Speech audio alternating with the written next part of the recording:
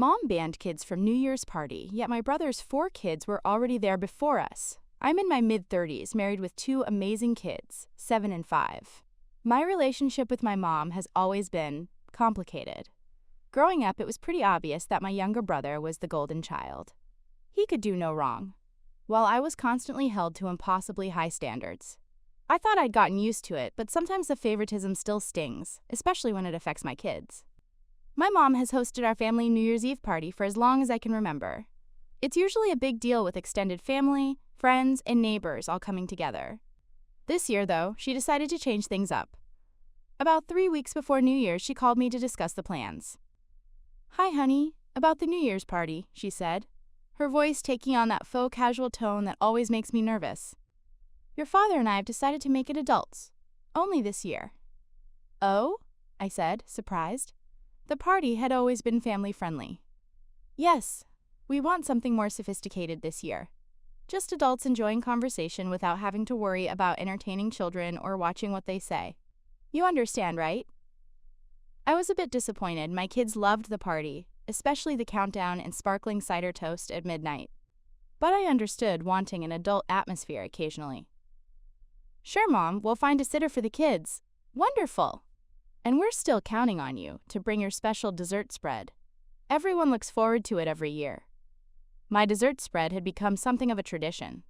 I spend days planning and preparing it, and yes, I take a lot of pride in it. It's the one area where I feel truly appreciated in family gatherings. "Of course," I said. "I'll make it extra special since it's an adults-only party. Maybe I'll finally use that coffee liqueur in the tiramisu." "Perfect! That sounds divine." So for the next 3 weeks, I arranged for a sitter, which wasn't easy or cheap on New Year's Eve. Broke the news to my disappointed kids, and spent hours planning, shopping for, and preparing an elaborate dessert spread. I went all out with a 3-tiered chocolate espresso cake with coffee liqueur, individual champagne-infused mousse cups, hand-dipped chocolate-covered strawberries with gold dust, and delicate French macarons. The ingredients alone cost over $150, not to mention the time investment. My husband was a saint, handling the kids while I baked for days leading up to the event. I explained to my kids that sometimes adults need their own parties, and promised we'd have our own special New Year's celebration the next day with leftovers from my dessert spread. The night of the party, we got dressed up, carefully loaded my dessert creations into the car, and headed to my parents' house. I was actually looking forward to an elegant, adult evening for once. We arrived around 8:30 p.m., and as we approached the front door, I could hear what sounded like children laughing inside. I glanced at my husband, who raised an eyebrow. "Must be the TV," I reasoned, though I felt a knot forming in my stomach. My husband opened the door since my hands were full with dessert containers. As we stepped into the entryway, the sound of children grew louder. Unmistakable. Real. We walked through to the living room, and there they were, my brother's 4 kids, ages 3 to 10, running around in party hats, completely at home. My brother and his wife were lounging on the couch, drinks in hand, chatting with some other adults. My mom was in the kitchen, and when she saw us, she hurried over with a bright smile that didn't quite reach her eyes.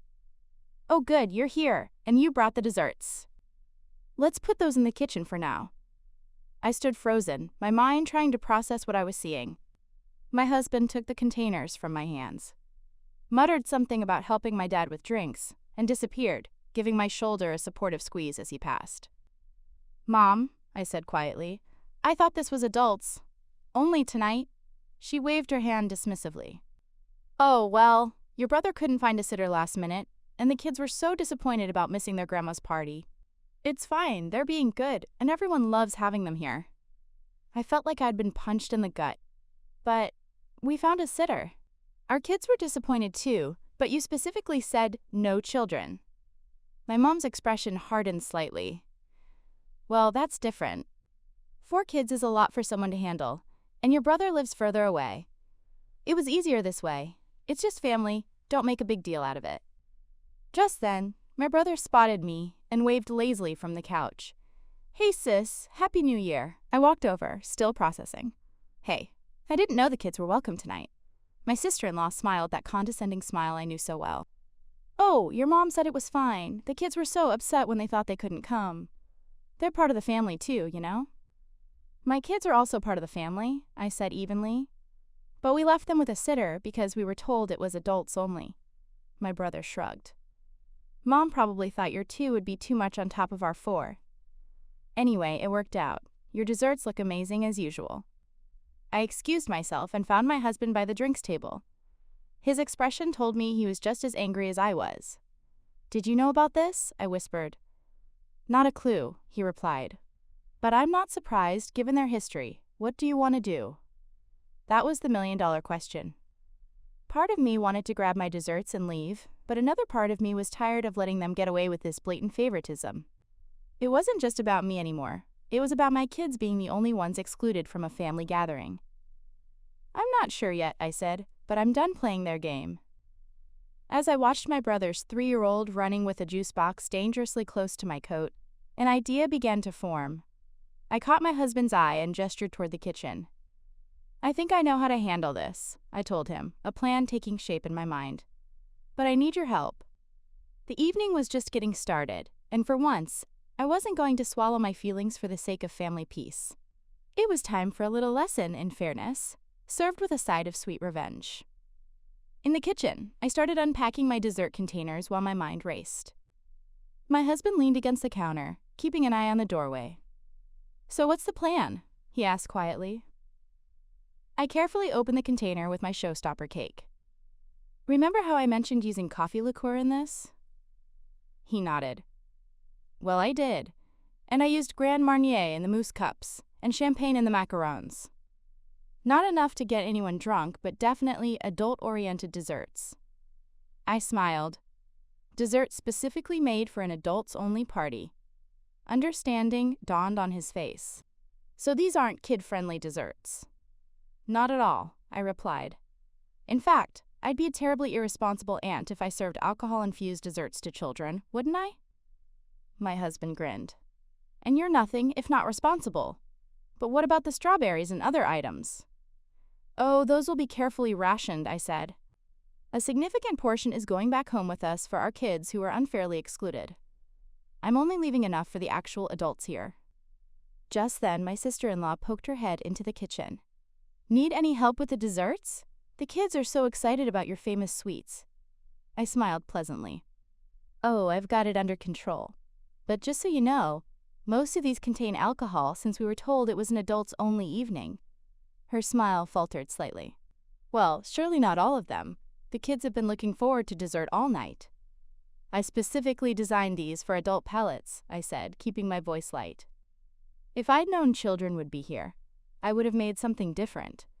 Maybe there's some ice cream in the freezer they could have? She looked annoyed but retreated without further comment. My husband stifled a laugh. That was just the opening salvo, I whispered. Watch this. I picked up the cake and headed toward the dining room, but instead of placing it on the dessert table, I set it on a side table in a less conspicuous corner. I did the same with the mousse cups and macarons, dispersing them around the room, rather than creating the grand display I usually would. My mom noticed immediately. Honey, why aren't you putting everything on the dessert table where everyone can see it? Oh, with the children running around, I'm worried about accidents, I said innocently. These are quite delicate, and I spent a lot of time on them. Plus, they contain alcohol, so I'm keeping them separate. Safety first! My mom's smile tightened. I'm sure the children will be careful. And a tiny bit of alcohol in a dessert won't hurt them. Actually, I said, the cake has a fair amount of coffee liqueur, and the mousse has Grand Marnier. Not appropriate for kids under 21. I maintained eye contact. After all, this was planned as an adults-only evening. My mom's eyes narrowed slightly, but she couldn't argue without admitting the double standard.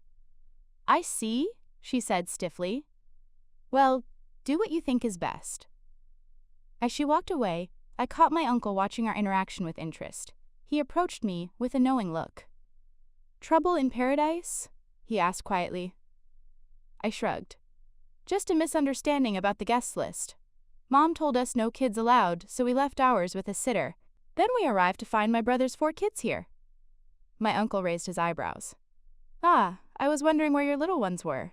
That doesn't seem fair. It isn't, I agreed. But apparently different rules apply to different grandchildren. He patted my shoulders sympathetically. Well, save me one of those boozy desserts. They sound fantastic. As the evening progressed, I noticed my brother's oldest, a 10-year-old, eyeing the chocolate cake. He approached me with a hopeful expression. "Aunt, can I have some of your chocolate cake?" he asked. "I'm sorry, buddy," I said kindly. "This cake has alcohol in it, so it's just for grown-ups. But I think your grandma might have some cookies or ice cream you could have." His face fell. "But I want the special cake. Dad said we could have some." "Did he?" I glanced across the room where my brother was obliviously chatting with friends. "Well, your dad might not know that I made it with coffee liqueur. That's a type of alcohol that kids shouldn't have." My nephew stomped off to tell his dad, and I braced myself for the confrontation I knew was coming. Sure enough, a few minutes later, my brother approached with a scowl. "Are you seriously refusing to give my kids any of your desserts?" he demanded. "Not at all," I replied calmly. "I'm just being responsible by not serving alcohol to minors. I made these desserts specifically for the adults-only party Mom told me we were having." "Come on," he scoffed. "There can't be that much alcohol in them." "You're just being difficult." "Actually, there is," I insisted. "And even if there wasn't, I specifically designed and planned these for an adult gathering. If I'd known children would be present, I would have made different choices." He narrowed his eyes. "What's that supposed to mean?" I met his gaze steadily. "It means that Mom told me this was an adults-only party. We paid for a sitter and told our kids they couldn't come, only to arrive and find your kids here. So forgive me if I'm following through with what I was told to prepare for an adults-only evening." My brother's face reddened. "That's between you and Mom. Don't take it out on my kids." "I'm not taking anything out on your kids," I said. "I'm just being consistent, which is more than I can say for the rules of this party." He huffed and walked away, and I noticed several guests watching our exchange with interest. Word was starting to spread about the situation, and I could see my mom looking increasingly uncomfortable as she fielded questions from relatives about why my children weren't there. Around 10:30, my mom announced it was time for dessert. All eyes turned to me, as this was usually my moment to showcase my creations. I smiled and gestured to the various spots around the room where I'd placed my desserts. "Help yourselves to the adult desserts," I announced. Everything contained some form of alcohol, as I prepared them specifically for the adults-only gathering we were told this would be. There was an awkward pause as everyone processed the passive-aggressive edge in my voice. My husband stepped up beside me, a supportive presence as always. My mom tried to salvage the situation. "Everything looks wonderful, honey. I'm sure the kids can have just a tiny taste." I shook my head. "As a responsible adult, I really can't recommend that. But I did bring these," I added, pulling out a small container of plain chocolate chip cookies I'd brought as a backup. "These are alcohol-free and suitable for children." My brother's kids looked disappointed as they compared the plain cookies to the elaborate, decadent desserts the adults were enjoying. My sister-in-law shot me a venomous look, which I returned with a pleasant smile. As guests began to enjoy my desserts, the compliments poured in. Several people commented on the sophisticated flavors, and how nice it was to have truly adult desserts for once. I made sure to respond with comments like, "Yes, I really went all out since I was told it would be adults only." Or, "I'm glad you're enjoying them. I wanted to make something special since our kids couldn't be here." Each time, I noticed more curious glances between guests and more uncomfortable expressions on my mom's face. Around 11 o'clock, I began gathering significant portions of each dessert and placing them back in their containers. "What are you doing?" my mom asked, alarmed. "I'm saving some for my kids," I explained. "Since they were excluded from the family celebration, I want them to at least enjoy the desserts tomorrow. It seems only fair." "But there won't be enough for everyone here," she protested. "There's plenty for all the adults," I countered.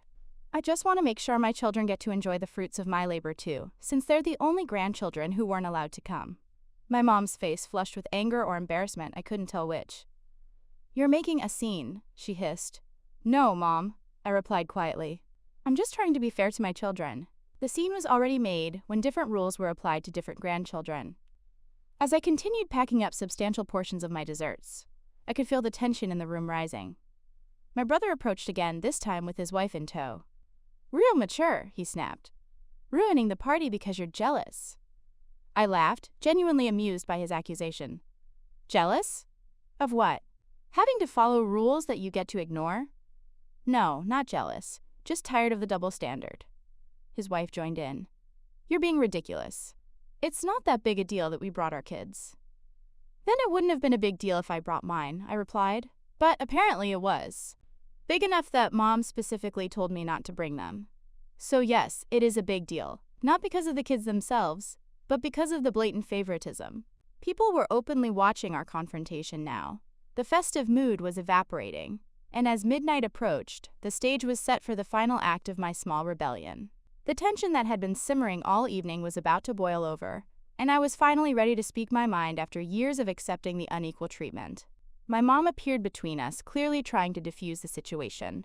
"That's enough," she said in a harsh whisper. "You're embarrassing the family. We can discuss this later." "Actually, Mom," I said, loud enough for those nearby to hear, "I think now is the perfect time to discuss why different rules apply to different family members." My mom's face went pale. "This isn't the time or place." "When is the right time?" I asked. "Because in the 30-plus years I've been alive, there's never been a right time to talk about how differently you treat my brother and me." My aunt, who was standing nearby, stepped closer. "What's going on?" I turned to her. "Mom told me this party was strictly adults only. We left our kids with a sitter, told them they couldn't come to Grandma's party, and I made special adult desserts. Then we arrived to find my brother's 4 kids here." My aunt's eyebrows shot up as she looked at my mom. "Is that true?" Before my mom could answer, my brother jumped in. "It's not a big deal. My kids were upset about not coming, and we couldn't find a sitter." "So were our kids," my husband interjected. "But we respected your mother's wishes and found a sitter anyway." My sister-in-law scoffed. "Well, maybe you should have just brought them then." "But we weren't given that option," I pointed out. "We were explicitly told no children allowed, period." Several more relatives had gathered around now, including my dad, who looked uncomfortable but remained silent. My mom tried again. "This isn't something we need to discuss in front of everyone." "Why not?" I asked. "You didn't have a problem announcing the adults-only rule to everyone. You didn't have a problem letting everyone see that my brother's kids were welcome despite that rule. Why should the explanation be private?" She had no good answer for that. My brother, seeing his mom cornered, went on the offensive. "You're just being petty," he said, "making a mountain out of a molehill, because you're jealous that my kids are having fun at the party and yours aren't." That was it, the last straw.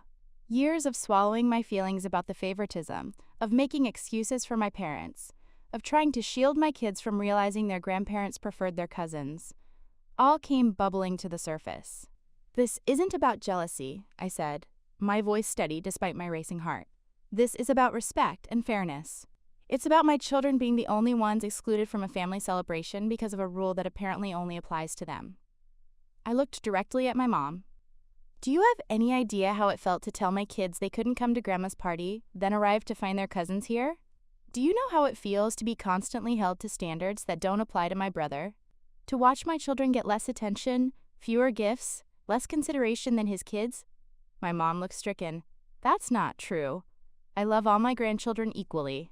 "Your actions say otherwise," I replied, "and this isn't new. It's been happening my entire life. But I'm done accepting it, especially when it hurts my children." The room had gone completely silent. Even my brother's kids had stopped running around to watch the drama unfold. My uncle, always the peacemaker, stepped forward. Perhaps there was just a misunderstanding about the party rules. I shook my head. There was no misunderstanding. Mom told me, very clearly, no children allowed, period. But that rule was bent for my brother's kids, and only his kids. I looked around at the gathered family members. "How many of you were told this was adults only?" Several hands went up, including those of cousins with young children who hadn't brought them. "And how many of you arrived to find my brother's kids here and wondered why they were the exception?" More nods and murmurs of agreement. My mom was now visibly upset. "I never meant to show favoritism. It's just that he has 4 children, and it's harder for him to find childcare." "So you admit there was different treatment," I said. "And for the record, we have 2 children, not 0. Finding a New Year's Eve sitter wasn't easy or cheap for us either. But we did it because we respected what we were told were the rules." My brother started to say something, but my dad finally spoke up. "That's enough. Your mother didn't mean any harm." Intent doesn't erase impact, Dad, I replied. And this isn't just about tonight. It's about a pattern that's been going on for decades. I turned back to my mom. I don't expect you to change overnight, but I want you to understand why I'm upset and why I'm taking home most of the desserts I made. My kids deserve to enjoy the fruits of my labor, especially since they were the only grandchildren excluded tonight. My mom wiped away a tear. I'm sorry you feel that way. That non-apology nearly set me off again, but my husband gently touched my arm, reminding me to stay focused. I don't just feel this way, Mom, it is this way. And until you can acknowledge that and work to change it, I'll be setting firmer boundaries to protect myself and my kids from the hurt that comes with being treated as less important. I looked at my watch. It was 11:45 p.m. Now, I think my husband and I will head home early. We want to pick up our kids from the sitter and ring in the new year as a family. As we gathered our coats and my carefully packed dessert containers, relatives approached us one by one. My aunt hugged me tightly. I've seen it for years but never said anything. Good for you for speaking up. A cousin whispered, I left my kids with my in-laws tonight because of the no kids rule. I had no idea some kids would be allowed. Even my dad, to my surprise, pulled me aside by the door. I understand why you're upset. I'll talk to your mother. My brother and sister-in-law avoided us entirely, busying themselves with their children, who were now cranky from staying up late and not getting fancy desserts. As we were about to leave, my mom made one last attempt. Please don't go. It's almost midnight. We need to get our kids, I said simply. They deserve to celebrate with us too. Happy New Year, Mom! The drive to the sitter's house was quiet at first, both of us processing what had just happened. Finally, my husband spoke. I'm proud of you. Thanks, I said. I can't believe I actually stood up to them. You were amazing, he said. Calm, clear, and completely right. We picked up our sleepy but excited kids, who were thrilled to learn they'd get to have special desserts when we got home. It was just past midnight when we walked through our front door, and we let them stay up a bit longer for an impromptu family celebration, with small bites of my desserts, minus the alcohol-infused ones for them, of course. As I watched my kids laughing and enjoying themselves, I felt a weight lift off my shoulders. Standing up for myself and them had been terrifying, but also liberating. For the first time, I'd refused to accept the unequal treatment that had been a constant in my family dynamic. The fallout came the next day. My phone buzzed with texts from various family members. Some were supportive, saying it was about time someone called out the favoritism. Others thought I'd overreacted or ruined the party. My brother sent a lengthy message accusing me of being childish and making a scene over nothing. My mom's text was brief. I hope you're happy with the drama you caused. Call me when you're ready to apologize. I showed it to my husband, who snorted. Typical. She still doesn't get it. No, she doesn't, I agreed. But I'm not apologizing for expecting fair treatment. I didn't respond to any of the texts that day.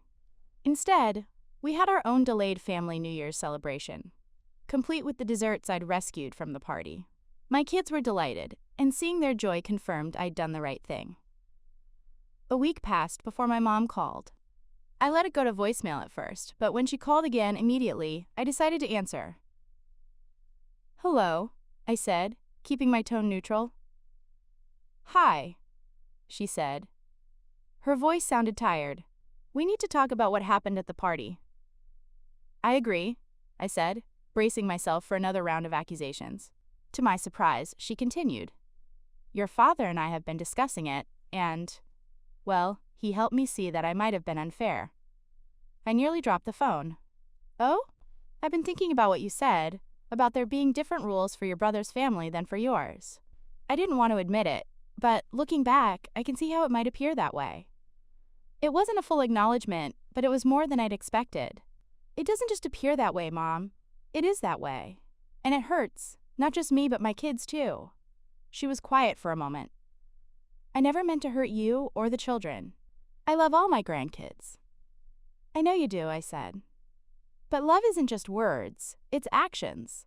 And your actions have consistently shown preferential treatment. Another pause. I'm trying to understand. Can we have lunch this week, just the two of us? I want to hear more about how you feel. It wasn't an apology, but it was a start. Okay, I agreed. But I need you to really listen. not just defend yourself or dismiss my feelings. I'll try, she promised. The lunch was difficult, but productive. For perhaps the first time, my mom actually listened as I gave specific examples of the favoritism I'd experienced throughout my life and how it was now affecting my children. She didn't agree with everything, but she didn't immediately reject it all either. Baby steps. Over the following weeks, I noticed small changes. My mom made a point of calling my kids more often and remembering details about their activities. She sent them just because gifts that were thoughtful and age-appropriate. When she suggested a family dinner, she specifically mentioned wanting my kids to attend. My brother remained cold toward me, clearly upset that I'd disrupted the status quo that had benefited him for so long. But that was his problem, not mine. The real test came when my mom's birthday approached in February. She decided to have a family dinner at her house and texted everyone the details, adding, quote, "And yes, all grandchildren are welcome and encouraged to attend." When we arrived, I was pleasantly surprised to see she'd set up a special crafts table for all the kids, with activities my children particularly enjoyed. She greeted them with genuine enthusiasm and made sure they were included in everything. My brother was still standoffish, but his kids played well with mine, unaware of the adult tensions. As we were leaving, my mom hugged me tightly. "Thank you," she whispered. "For what?" I asked. "For not giving up on me," she said. "For giving me a chance to do better." I hugged her back. That's all I ever wanted. It's been several months now, and while things aren't perfect, they're definitely improving. My mom is making a conscious effort to treat all her grandchildren equally, and I'm making an effort to acknowledge her progress. My brother is slowly coming around as well, especially as his kids enjoy having their cousins at family gatherings. As for me, I've learned that sometimes you have to stand up for yourself and those you love, even when it's uncomfortable. Fairness and respect aren't too much to ask for, especially from family. And occasionally, a little sweet revenge in the form of alcohol-infused desserts can help drive the point home. Update. It's been a year since the infamous New Year's Eve party, and I wanted to share how things have changed in our family. My mom has maintained her efforts to treat all grandchildren equally. She's become much more aware of her actions and how they might be perceived. Last month, she even called me before purchasing gifts for the grandkids to make sure she was being fair. It's not perfect yet, but the improvement is significant and consistent. The biggest surprise has been my brother. After months of coldness, he finally approached me at a family barbecue this summer. He admitted that seeing our mom make changes made him realize how much he'd benefited from the favoritism. He didn't apologize outright. That would be asking too much. But he acknowledged that the situation at the New Year's party had been unfair. His kids and mine are now regular playmates, and he and his wife have been much more respectful of family rules and boundaries. As for this year's New Year's Eve, my mom has planned a family-friendly party with activities for all the grandchildren. She specifically asked me to bring my famous dessert spread, including both adult and kid-friendly options. I'm actually looking forward to it. Sometimes standing your ground, even when it's hard, leads to positive change that benefits everyone. I'm glad I finally spoke up after years of silence. For anyone dealing with family favoritism, know that you deserve equal treatment and respect. Setting boundaries isn't selfish. It's necessary for healthy relationships. And yes, sometimes a little dessert drama is exactly what's needed to sweeten the path to fairness. Anyway, thank you for watching.